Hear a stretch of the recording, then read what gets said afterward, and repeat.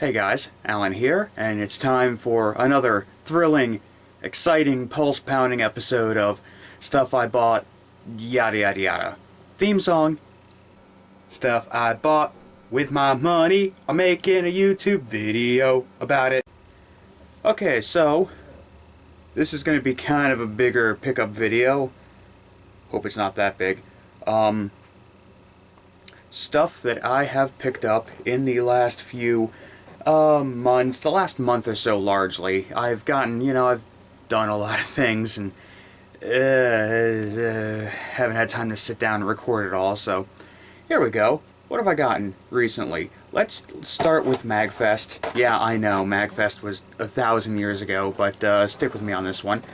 You may have seen our MagFest videos. I hope you did. We got an arcade montage and some other good stuff. I put up a Lonely Rolling Stars concert. You guys should check them out if you haven't.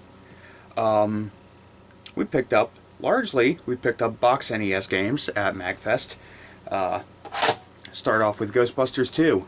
Ghostbusters, is my brother's favorite film franchise is Ghostbusters. And it boxed, nice little bottle. It's got a little plasticky, protector thing. Ghostbusters 2 sucks.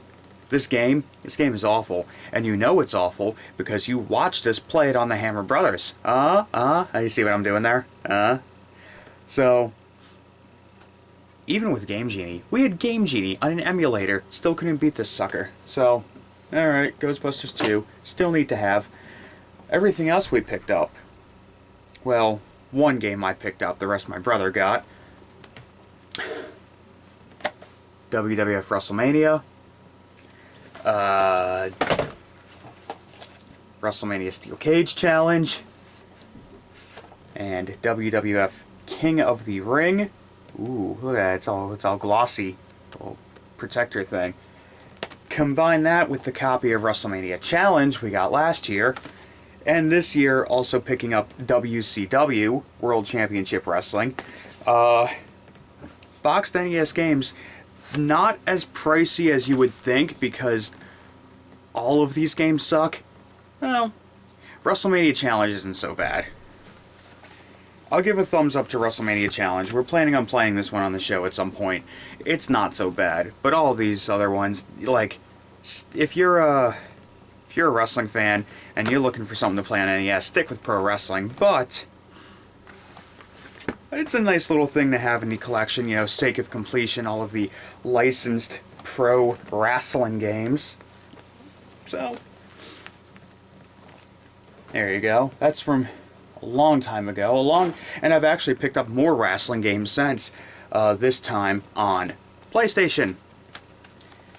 I picked up WCW versus the World, which is I believe the first major US game that used the Aki engine. I believe actually maybe it might have been Aki's first wrestling game.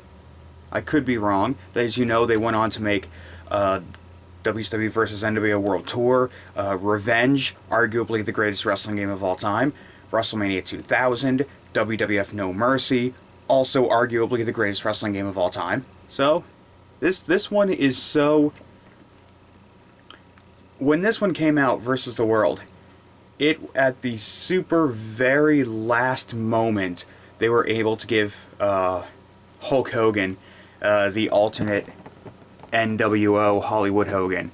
Like, that was super last minute. In fact, there's only two actual NWO members in this game, Hulk Hogan and Masahiro Chono, because he was already on the roster. They didn't have time to add Hall or Nash. They just used the characters that were already there. So, that's an interesting one. ECW Hardcore Revolution on PlayStation. This one is I believe this was the first ECW game. There were two. Hardcore Revolution was first, and Anarchy Rules was second. I believe that was on PlayStation and Dreamcast, I think. Hardcore Revolution is essentially the sequel to the original WWF games on N64. There was Attitude, and followed by... No, Warzone was first, and then Attitude. So when Aki came over and they made the WWF games afterwards with WrestleMania 2000, Acclaim kept going with the ECW license. So this is, you know, Tommy Dreamer and Balls Mahoney and Rhino and Sabu and New Jack and... Yeah. Joey Styles is in this. So, Goodwill. This was a Goodwill find. So, you know, Goodwill, 75 cents. I already had it on N64, but, you know, 75 cents for a PlayStation game. For a wrestling collection, disc doesn't even look that bad. Looks playable. Ooh. Nice little photo of Tommy Dreamer there. Hitting just incredible with a ladder. Oh, man. I was just watching on the WWE Network the other day, the episode of Monday Night Raw in '97 where ECW invaded, where they're at the Manhattan Center and you see Sabu jumping off the R in Raw, jumping off on a bunch of guys. Spoilers, I might be a wrestling fan. Anyway. WWF in Your House, also on PlayStation. I know, another wrestling game. Other than Ghostbusters 2, this has all been wrestling so far. But this is... Okay. In Your House is a sequel to WrestleMania the arcade game, which means it is not a wrestling game so much as it is a fighter, like Mortal Kombat. In fact, this uses the same digitized fighter technology that was in Mortal Kombat, where you have the photos of the wrestlers, you know, the digital movement of them performing their moves. And this was very, like, over-the-top, ridiculous fighting game kind of stuff. Owen Hart takes out like a deck of cards and hits the other guy with it, or Shawn Michaels drops his Heartbreak Hotel set on the other guy and pretty much kills him. Bret Hart, Ahmed Johnson, Vader, Goldust, Warrior was in this somehow. Owen Hart, Triple H, British Bulldog, Undertaker, and Shawn Michaels. So, funny story about this. I bought this at a place in DuBois, Pennsylvania called the Game Exchange.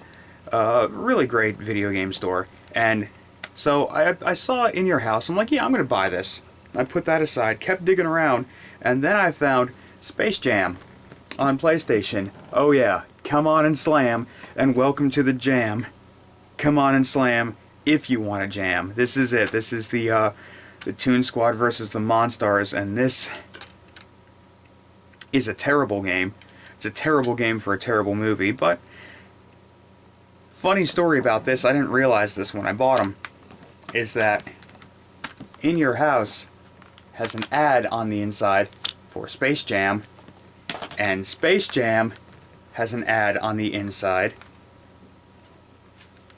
and I'm ruining the reveal, has an ad on the inside for In Your House. So, I got kind of a little Lincoln Kennedy conspiracy thing going on there, huh? And they called me out on it when I bought these games. They look at me and said, "Did you do this on purpose?" I'm like, "What do you mean?" It's like, "Did you do this on purpose?" I'm like, "I don't know what you mean." "Oh, it's because that Space Jam has In Your House inside, and In Your House has Space Jam."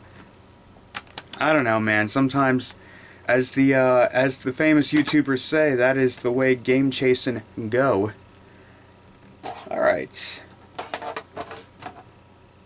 These other games I picked up mostly at toy shows in the area. Place I like to go to in Monroeville, the Steel City Con.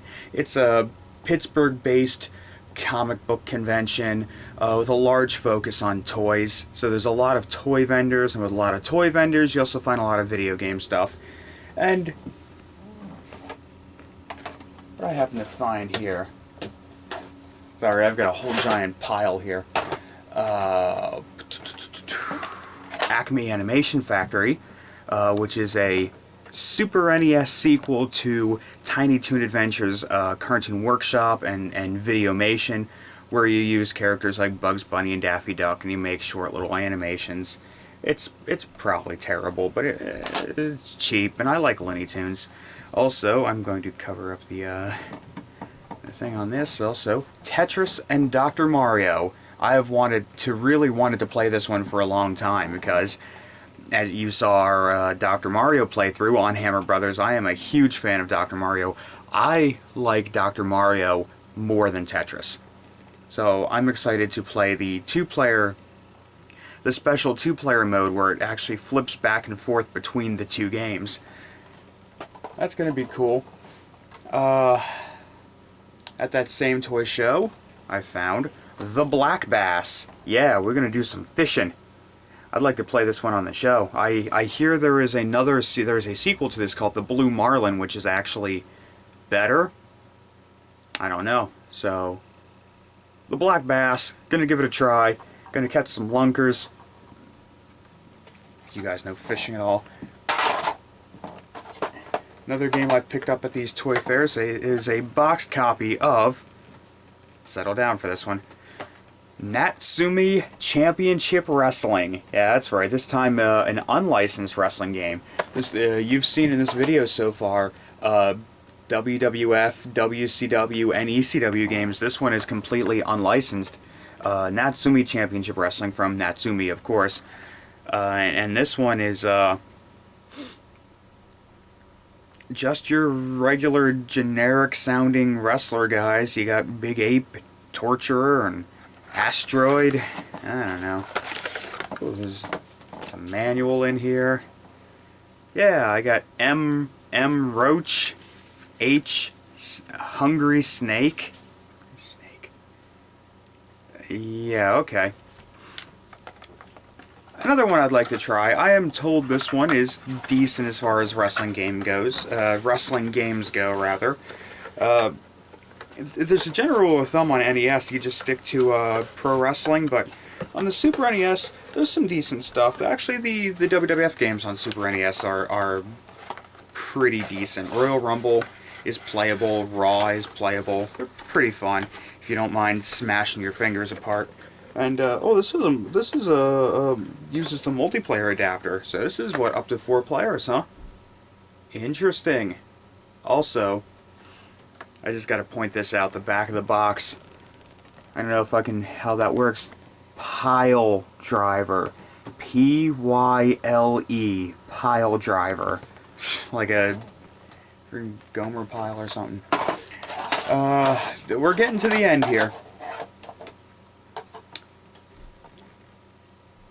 I don't remember where I got this. I got this very recently. Oh, also a Toy Fair find. Defender 2, the sequel to the classic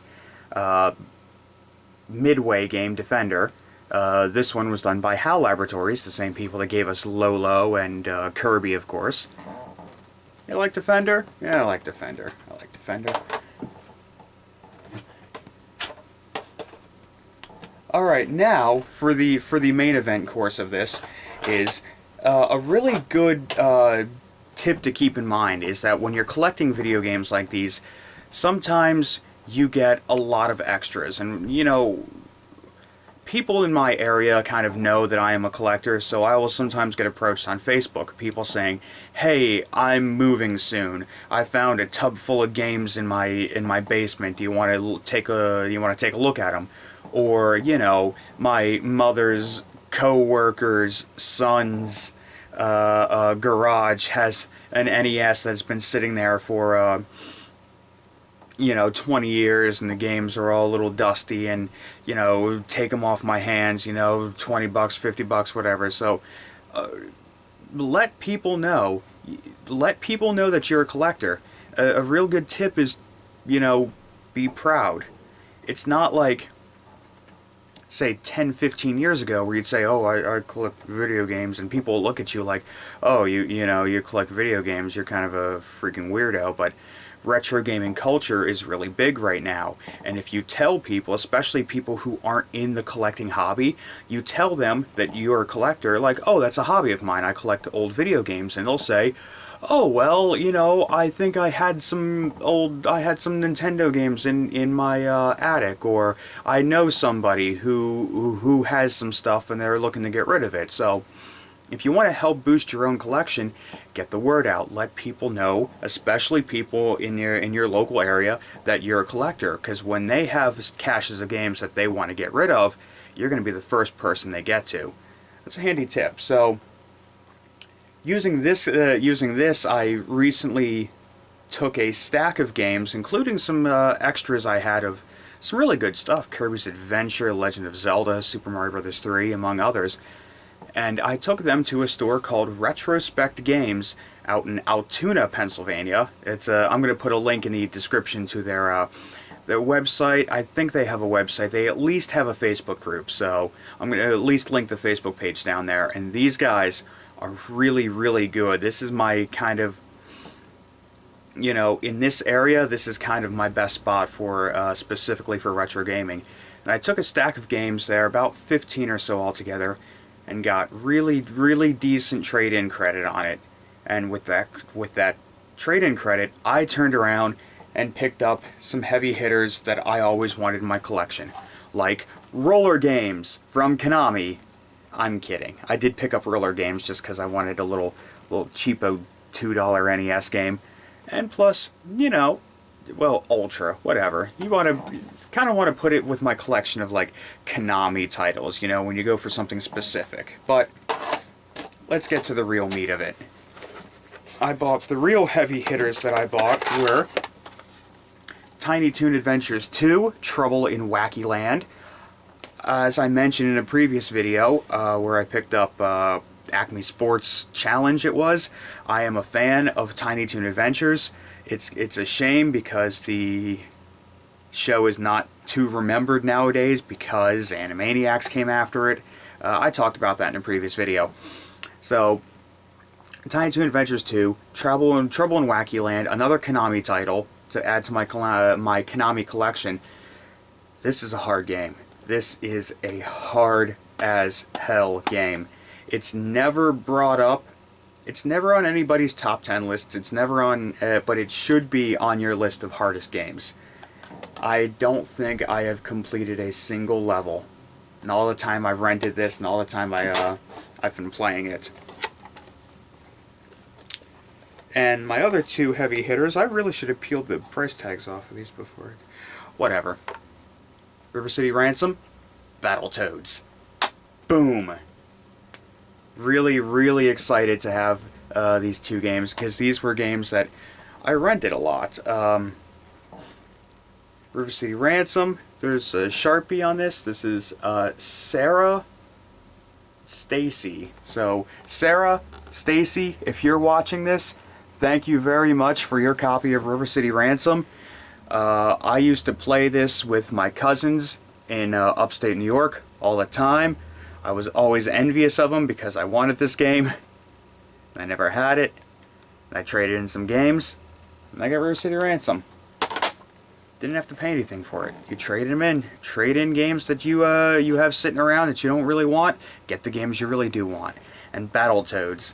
I'm not as crazy about Battletoads as a lot of people are. You know, it's kind of built up this big, you know, meme thing around it. You know, the whole 4chaner culture. Is this Battletoads? Call up a GameStop, see if they have Battletoads.